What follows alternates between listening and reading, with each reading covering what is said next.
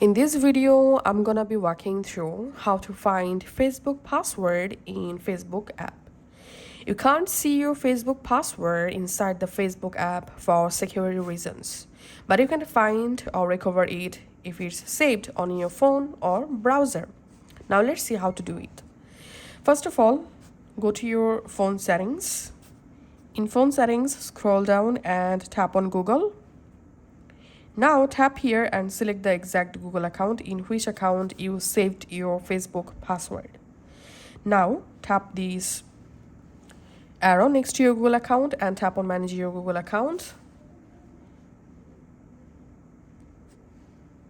In here you have to tap on security and sign in, and then scroll down all the way to the bottom and tap on password manager.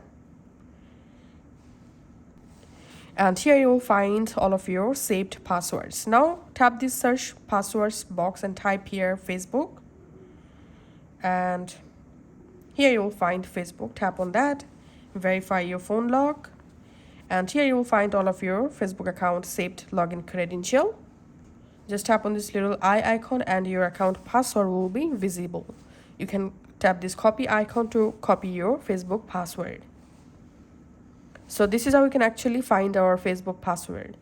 Thanks for watching.